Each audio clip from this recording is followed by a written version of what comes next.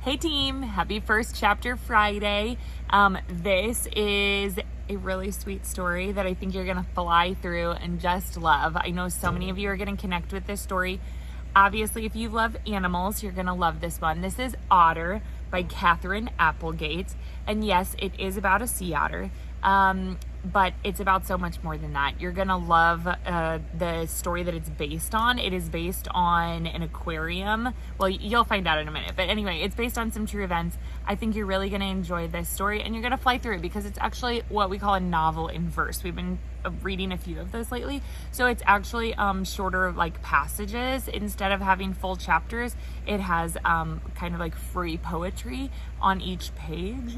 And so you're really gonna like breezing through Otter. On the back, it has our first verse. It says, her mother called her Otter from the moment she was born. Something about the way the little pup never settled. Something about the way her eyes were always full of questions. Okay, here we go. Meet Otter, the queen of play. Nobody has her moves. She doesn't just swim to the bottom, she dive bombs. She doesn't just somersault, she triple donuts. She doesn't just ride the waves, she makes them. Otter spends her days off the coast of Central California, practicing her underwater acrobatics and spending time with a good friend. She's a fearless daredevil, curious to a fault. But when Otter comes face to face with a hungry great white shark, her life takes a dramatic turn. One that will challenge everything she believes about herself and about the humans who hope to save her. Inspired by the true story of a Monterey Bay aquarium program that pairs orphaned otter pups with surrogate mothers, this poignant and humorous tale told in free verse examines bravery and healing through the eyes of one of nature's most beloved and charming animals. So in fact, the front cover kind of has some maps so you can see exactly where Otter is in the journey. Okay, so I'm gonna read just a few of the verses here for you so you can kind of get a gist for how it's gonna read. Okay, the first verse, the first chapter here is called Not Exactly Guilty. You're gonna notice there's a few like illustrations, not a ton. It's not gonna help you in the reading itself, but there are just a few small illustrations. Not exactly guilty. In their defense, sharks do not, as a rule, eat otters. True, sharks sometimes taste them by mistake, leaving frowning bites or the jagged clue of a tooth or two. But then, in fairness, nobody's perfect. Next one is called Too Late. So see how this is all one verse, one poem, and then here's the next one. Too late.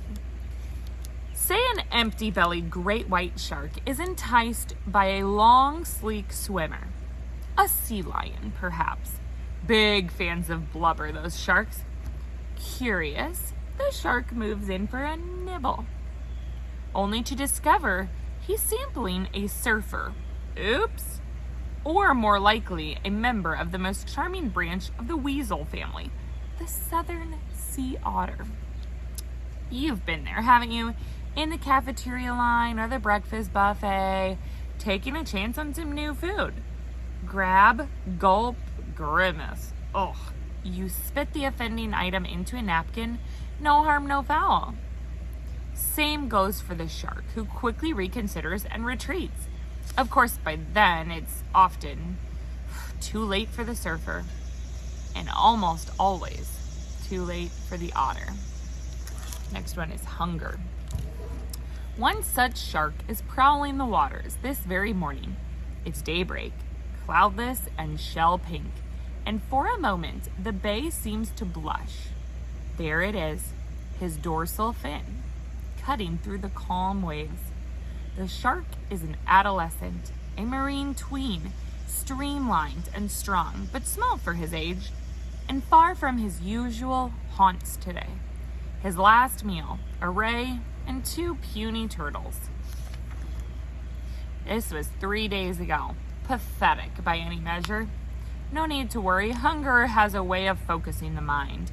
If there is food to be found, rest assured, he will find it.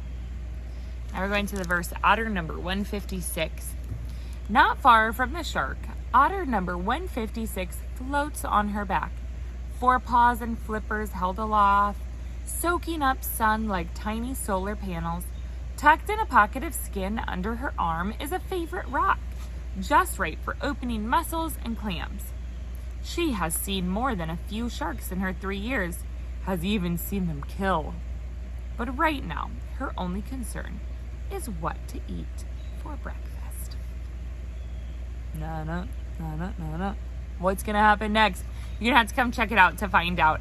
But I really think you guys are gonna enjoy this story. You're gonna connect to it. You're going to just love it. So come see me and check out Otter by Catherine Applegate.